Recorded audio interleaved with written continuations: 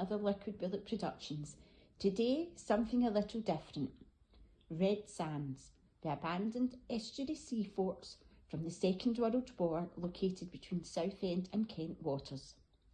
The Thames sea forts are the last in a long history of British marine defence, used to shoot down German planes as they followed the Thames Estuary to bomb London. It was the successful rapid deployment of the Maunsell forts that led to the first offshore oil platforms in the Gulf of Mexico in the late 1940s. Boat trips run from Southend Pier and from Kent, and as you approach by boat, you can see an uncanny resemblance to the At walkers from The Empire Strikes Back. It is impossible not to see the comparison.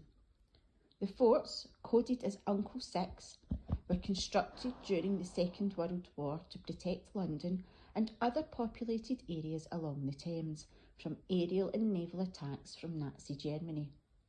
There were 3 sets of Maunsell forts, named after their designer, called Guy Maunsell, built in the estuary.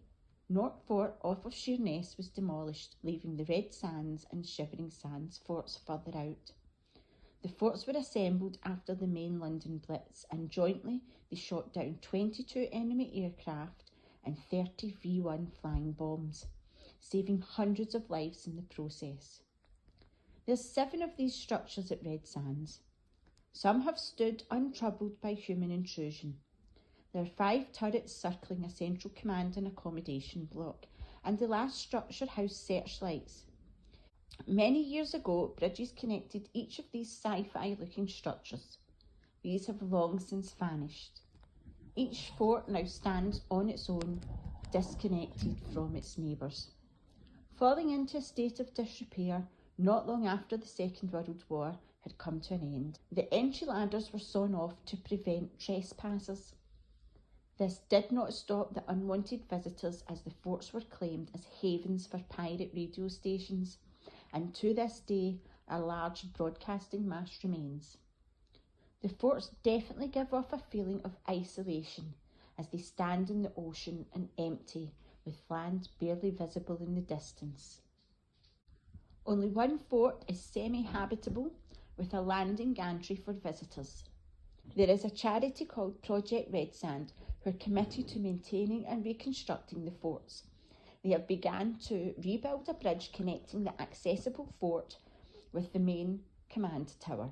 Red Sands was chosen for preservation as it has all 7 complete structures and is closest to the shore and also clear of the main shipping lanes, unlike Shivering Sands. This is just a snapshot of the Red Sands fort's history, and if you'd like to find out more, then why don't you treat yourself to one of the boat trips? Or if you have anything to add, please leave a message in the comments. As always, a thumbs up if you're enjoying the content, hit the notification bell, and come find us on Facebook, Instagram, Twitter or TikTok.